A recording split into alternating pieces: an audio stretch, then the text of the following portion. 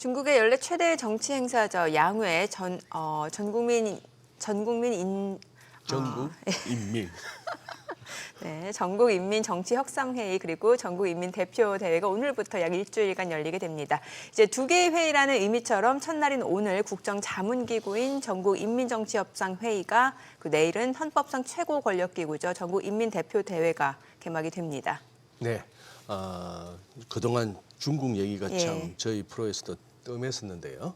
오늘은 박한진 한국외대 국제지역대학원 초빙 교수 모셨습니다. 어서 오십시오, 오세요. 교수님. 안녕하세요. 예. 요즘 저희가 저희 머니쇼에서는 중국 얘기 안 다룬 지가 꽤 됐습니다. 네. 예. 최근 들어서 저 개인적으로 많이 마주친 SNS, 유튜브 상의 컨텐츠는 이렇게 권력 투쟁이 상당하다. 베이징 내에 그런 얘기 들었습니다만 지금 이란 사태가 터졌는데도 중국이나 러시아에서 딱히 공식적인 입장은 잘 안 내놓는 것 같고. 근데 제일 궁금한 게 아니 저 호르무즈 해협 통과해서 원유를 갖다가 중국이 한 38% 가져오고 이란 생산하는 석유의 거의 80%를 중국이 갖다 쓴다는데 이렇게 되면 조금 중국에서도 에너지 안보 전략에 어떤 좀 차질이 생기는 거 아닌가요? 예, 지금 미국 쪽 자료를 보면 네. 호르무즈 해협 통과하는 거에 38%를 중국이 가져간다 그러는데 예. 제가 중국이 밝힌 자료를 봤더니 50%가 돼요. 아, 그래. 어마어마하게 큽니다. 더 많네요. 예. 그리고 이제 또 한 가지 문제가 우리가 생각해봐야 될 거는 그 걸프 지역에 있는 대부분의 국가들과 중국은 관계가 비교적 다 양호합니다. 그렇습니다. 예. 누구 편들기도 쉽지도 않고요. 예. 또 중국은 자국 이익에 직접 관련이 된 게 아니면 과거부터 지금까지 개입을 안 하려고 하는 그런 것이 상당히 강하죠. 그래서 이거는 사회주의 국가에서 대부분 나타나는 현상입니다. 러시아도 마찬가지고요. 네. 중국도 약하게 반응을 하고 또 오히려 그것보다는 지금 트럼프의 방중에 대해서 훨씬 준비를 많이 하고 있는 상황이죠. 방중에 대해서. 예. 그게 4월입니까, 교수님? 트럼프 대통령의 방중. 예, 중국 방문에 대해 일정이 한 4월 정도? 아닙니다. 3월 말에서 4월 초까지 이렇게 돼 그렇습니까? 있습니다. 지금 예. 한 달도 안 남았죠. 그러네요. 예. 그래서 지금 예. 중국에서는 이렇게 중요한 방중 시기를 앞두고 저런 일을 할 수 있느냐 하는 데 대해서 또 의아하다는 이제 반응도 나오고 있어요. 아하. 예. 예. 네. 지금 그러면 이제 중동 지정학적 리스크가 장기화된다라고 하면은 어떨까요? 지금 중국의 어떤 에너지 안보 전략이라든지 이런 부분에 어떤 변화가 있게 되나요?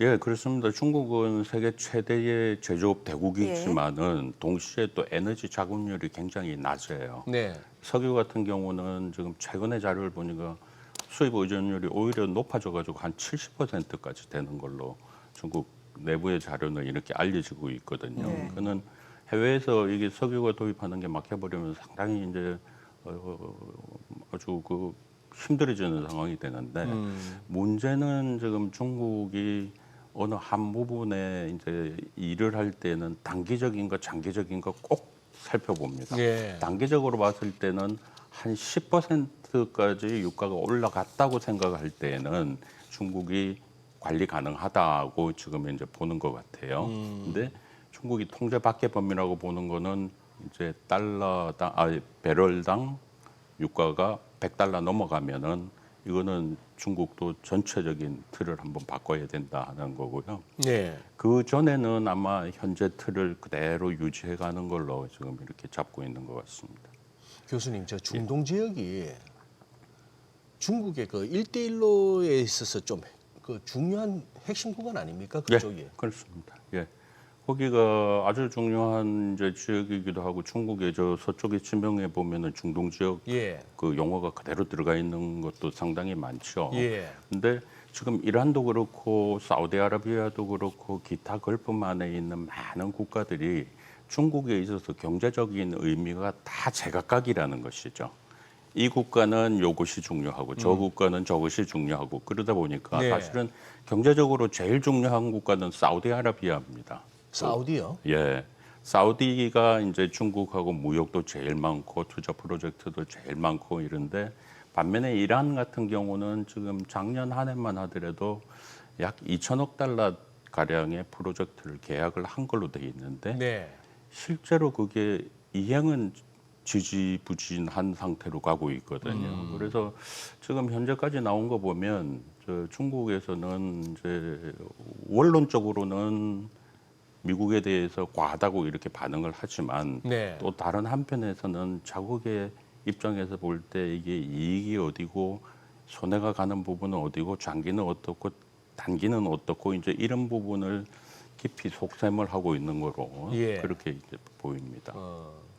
교수님 뭐 보내드린 질문지는 없었습니다만 중국의 그 1대1로가 네. 야심차게 시작했는데 그것도 궁금하고 또 하나 그 이렇게 무슨 굴기라는 표현을 잘 쓰지 않습니까? 예, 중국이 예, 예. 반도체 굴기 뭐 이런 얘기 한 지도 벌써 수년 전입니다만 지금 반도체 쪽은 어느 정도 경쟁력이 됩니까 중국이? 반도체 굴기라는 그 반도체 뒤에 굴기 붙인 거는 사실은 저 외신이 붙인 걸로 제가 알고 중국이 있고요. 붙인 게 중국은 아니고요? 아닙니다. 그렇습니까? 대국 굴기는 중국이 붙였고요. 예. 그 반도체는 말씀을 드리면 지금 이제 중국하고 미국이 반도체 기술에 대해서 분명히 나아가는 방향이 다릅니다. 미국은 첨단 기술 위주로 기술 개발을 계속 추진을 하고 있는 방향이고 네. 중국은 그것보다는 더 많은 국민들이 이것을 실생활에 사용할 수 있게끔 실용주의로 이렇게 가고 있거든요. 그러다 보니까는 기술 면에서는 지금 중국 자체적으로 평가하는 거는 미국의 한 60% 정도 보는 것 같아요. 예. 반도체 전반적으로. 예. 그러니까 이제 갈 길은 먼데 다만 이런 반도체 AI 분야의 첨단 기술을 가지고 미국하고 직접 경쟁을 하기보다는 실제 실용적인 측면에서 더 많이 사용할 수 있도록 하는 쪽으로 가고 있다고 하는 게 이제 지금 중국의 반도체 쪽입니다. 다만 지금 AI 쪽은 그게 결국은 반도체하고 맞물려 있습니다만은 작년 연초 이맘때 중국에서 딥시크가 나와가지고 세계가 깜짝 놀라지 않았습니까? 네. 근데 그 이후로 1년 동안에 딥시크와 거의 맞먹는 거대 규모 언어 이 AI가 1,500개가 나왔다는 거예요. 예, 중국에서요. 예, 그래서 예. 그게 다 실용적인 측면으로 해서 이렇게 지금 가고 있기 때문에 실제 그게 외국의 많은 중소기업들이 그걸 모델로 해가지고 또 이제 비즈니스를 개발도 하기도 하고 해서 중국이 바라는 거는 미국과 조금 다른 모델의 이런 AI 개발을 하고 있다, 반도체 개발을 하고 있다 이렇게 생각이 됩니다. 네. 중국은 이제 지금 중동 쪽 얘기를 이제 이어서 해보자면 이란하고 굉장히 전략적 협력 관계고 또 동시에 사우디하고도 굉장히 밀착해 있는 걸로 알려져 있는데 그럼 이번 사태에서 중국이 어떤 스탠스를 취할 수 있게 되는 겁니까? 예, 이번 사태에 대해서는 중국은 이제 원론적인 입장에서는 상당히 자제를 하고 있습니다. 그 이제 그럴 수밖에 없는 게 조금 전에 말씀드렸습니다만은 중국의 국익에 직접 관련된 게 아니다. 네. 그게 하나가 있고요. 또 하나는 중동 지역의 여러 국가들이 지금 중국으로서는 모두 관계가 양호하기 때문에 예. 이제 그 관계가 어느 것이 더 좋다고 해서 이걸 부쩍 잡았다가 다음에 이제 딴 또 일이 생길 수가 있어서 이제 그런 문제가 또 하나가 있고 또 하나는 제가 중요하게 보고 있는 것이 사실은 이제 그것보다는 이제 이것을 가지고 미국하고 딜을 하려는 움직임이 조금 있는 것 같습니다. 예. 그래서 이제 예. 중동 쪽에서 중국이 할 수 있는 부분에 대해서는 조금 같은 보조를 취할 테니까 예. 대신에 중국에 대한 그 관세 압박이라든지 이제 경제 압박 이런 분야를 조금 완화하자 하는 이런 카드를 지금 만지고 있는 것 같아요. 그러니까요. 예. 예. 근데 지금 어쨌거나 이 최근에 이 1년에 그 뭐 연초 벽두부터 터졌던 마두로 대통령 뭐 체포해서 압송 이것도 무슨 영화 같은 일이고 이란 공습 시작해서 하루도 되지 않아서 그 뭐 최고 지도자가 그냥 폭사하고 이런 것들이 보다 보니까 야 그러면서도 많은 또 이렇게 평론가들 내지는 분석가들은 근제는 결국은 미중 간의 패권 경쟁의 일환이다. 뭐 이렇게도 보고 있는데 오늘 막 거기까지 다루기는 좀 그렇고 예. 일단 양해를 맞았으니까 예. 아니 그나저나 교수님 왜 이렇게 며칠 전부터 공기가 좋은가 싶었더니 양회 시즌이네요. 그게 분명히 있고요. 예, 그게 예. 제가 북경에만 산 게 한 7년이 되는데 예. 갈수록 공기가 맑아지고 있습니다. 이제 그래요? 공장 자체를 많이 드러내버렸죠. 드러내고. 예. 예. 그리고 특히 양해가 다가오면 한 2달 전부터 거리 청소 뭐 해서 아주 깨끗하게 합니다. 예. 작년에도 전인대에서 5% 성장 예. 목표 딱 제시했더니만 5% 내외로 했었죠. 예. 작년에 5% 내외였습니까? 예, 예. 아, 그랬더니 뭐 연말에 딱 확인되기로는 칼같이 5%가 나왔는데 성장. 작년도 그렇고 재작년도 재작년도 그렇고 그렇고. 똑같습니다. 예. 그러면은 뭐 원래 중국 성장이 연말에 가서 얼마가 될지는 이번에 전인대에서 제시하는 목표점만 보면 될 것 같은데요. 네. 대충 어느 정도로? 전인대가 이제 아마 내일 이 얘기가 나올 예. 겁니다. 그 전국 인민대표다회에서 총리가 정부 업무 보고를 하면서 이제 할 텐데 올해도 제가 생각할 때는 몇 %라고 딱 숫자를 짓기보다는 범위를 짚지 않을까 생각이 들어요. 아, 그러면 예. 지금 현재 나오는 게 저점은 4.5%, 그다음에 또 합리적으로 본다면은 한 5% 이렇게 돼 있는데 대개 그 중에서 4.5냐 5냐 이제 이런 또 의문이 있거든요. 네. 그래서 이제 그 부분에 대해서는 제가 생각할 때는 아마 5.0의 가능성이 조금 더 많지 않을까 하는 생각이 듭니다. 왜냐하면 지금 앞으로 이제 2030년까지 중국이 상당히 선진국 수준에 가까이 가겠다 하는 중요한 목표도 제기를 시켜놨고 또 지금 해외에다가 중국이 이제 본격적인 15차 5개년 계획을 맞아가지고 새로운 국가 전략을 꾸며나가겠다고 이렇게 한 마당에 예. 또 15차 5개년 계획은 과거와는 전혀 다른 이제 새로운 중국의 모습을 만들어갈 것이다. 이제 이걸 강조를 하고 있기 때문에 좀 도전적인 목표를 내세울 가능성이 더 많은 것 같아요. 네. 그래서 제가 생각할 때는 5.0% 내외에 아마 이런 정도의 수사가 나오지 않을까 생각됩니다. 지금 올해부터 이제 시작이 되는 게 15차 5개년 계획인데 그러면 지금 중국에서 가장 방점을 찍고 있는 신성장 동력이 또 뭔지 궁금하고 그렇게 되면 이제 어떤 산업군에 이제 정책 자금이 집중되게 되는 거예요? 예, 지금 그 15차 5개년 계획의 예. 가장 큰 저기는 중요하게 생각하는 거 이때 그 과거에는 정말 말로만 성장해 왔는데 실제로는 덩치만 키워 왔는데 네. 이제는 질적으로 정말 경제를 좋게 만들겠다고 하는 그런 것이거든요. 예. 그러면 여기 여러 가지 용어가 많이 나옵니다. 뭐 신질, 생산력 해서 이런 여러 가지 용어가 많이 나오는데 사실은 그걸 이제 우리식으로 이렇게 풀어보게 되면은 질적 발전이에요. 네. 질적 발전의 핵심은 뭐냐? 중국이 하는 거는 첨단 과학 기술력이다. 그리고 AI를 모든 제조업에다가 다 접목을 시키는 것이다. 이제 이렇게 생각을 하고 있고 그러다 보니까 아마 앞으로는 과학 기술이 중국의 경제를 이끌어가는 것으로 지금 방향을 잡아가겠다는 겁니다. 그래서 지금 중국에서는 부동산 경제 시대의 중국과 과학기술 경제 시대의 중국은 과연 어떻게 달라질 것인가 하는 것이 중국에서 상당히 하나의 그 화두로 이렇게 제기가 되고 있죠. 예. 예. 교수님, 지금 이제 경제적인 쪽을 지금 이렇게 여쭤보다가 갑자기 또 뜬금없는 것 같습니다만 지금 이번 그러면 양회 뭐 정협이든 전인대든 여기서 그러면 시 주석의 사연임 여부도 결정합니까 이번에? 어떤 시진핑 주석의 지금 주석 3번째 하고 있는 예. 지금 뭐 사연임 내지는 사연님 뭐 영구직이냐 뭐 이런 소리도 나오던데 예. 지금 그것도 이번에 다루나요? 전혀 다루지 않을 겁니다. 아, 그래요? 예, 그거는 시기가 왜냐하면 아닌가요? 그걸 다루려고 하면은 적어도 1년 전부터 이제 그런 움직임이 나타났었어야 되는데 네. 그 사이에 시진핑의 역할하고 총리의 역할하고 주요 정치 인물들의 역할이라는 게 전혀 바뀐 바가 없었어요. 아하. 다만 하나 바뀐 게 있다 그러면은 이제 군부의 숙청 움직임들이 네. 계속돼서 굉장히 의아했죠. 예. 본인이 뽑은 사람을 왜 본인이 그렇게 하는가 하는 게 했는데 그거는 아무래도 제가 생각할 때는 잠재적인 반대 세력에 대해서 이제 미리미리 준비 작업을 하는 것 같고요. 그러면은 지금은 비록 공식화하지는 않을 거예요 이번에. 하지만 사연임은 뭐 할 것이다 이렇게 보는 것이 뭐 대부분의 시각은 다 그렇습니다. 대부분의 시각은 예. 지금 이제 그만 하겠다고 하면은 이미 많은 일을 했었어야 되는데 아, 어떤 종류의 권력도 넘어간 흐름 움직임이라는 것은 전혀 볼 수가 없고요.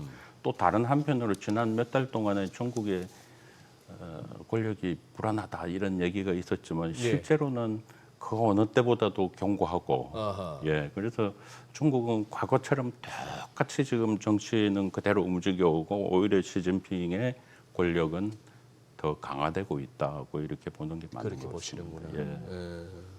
이번 양회에서 나올 주요 정책을 좀 정리해 보면 좋을 것 같아요. 예. 예. 막 그 역시 이제 소비가 중요하다 하는 거는 네. 분명히 그 겉으로 부각을 시킬 겁니다. 하지만 그 소비가 우리가 생각하는 민간 소비를 완전히 키우는 게 아니고 제가 아까 말씀드렸던 AI 과학 기술 중심의 소비가 되는 거예요. 그러니까 모든 경제 성장은 AI와 과학 기술을 중심으로 해가지고 뻗어나가는 것으로 이렇게 이제 할 겁니다. 그다음에 또 한 가지는 이제 각 지역의 균형 발전에 대해서 굉장히 강조를 하는 네. 조치가 많이 나올 겁니다. 그래서 이 부분은 앞으로 우리 정부와 기업들도 상당히 많이 그 관심을 기울여야 될 것이라고 생각이 들어요. 그러니까 한국과 중국의 이제 지방 간 협력 시대를 열어갈 수 있는 하나의 기회가 될 거다고 이제 생각이 들고 또 하나는 지금 단기적으로는 외부의 충격이 크고 또 소비가 아무래도 현실적으로 안 좋다가 보니까 네. 중국이 또 그 국민들을 달래는 목적으로 해가지고 여러 가지 보조금, 생활지원금 이제 이런 정책을 많이 내놓을 것으로 생각이 들고요. 다만 이제 가장 큰 핵심은 제가 다시 말씀드립니다만은 과학기술에서 확실히 중국이 앞서가겠다 하는 게 가장 그 중심에 나올 것으로 네. 생각이 됩니다. 예. 예.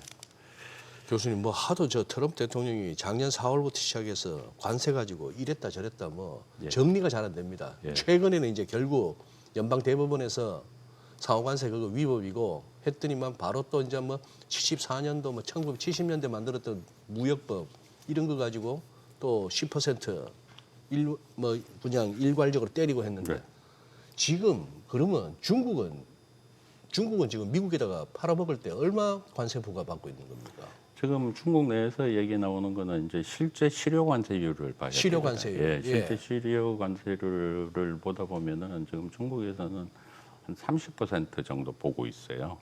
아, 그 정도 관세를 더 내고 가고 있다. 예. 그래서 글로벌 관세가 최근에 나왔던 게 15%잖아요. 예. 그러니까는 중국 일각에서는 전부 15%로 앞으로 통일을 하게 되면 우리 별로 손해 볼 것도 없네. 이제 이런 얘기도 있고 하는데 어쨌든 지금 중국은 다른 어느 국가보다도 가격 경쟁력에 있어서는 압도적입니다.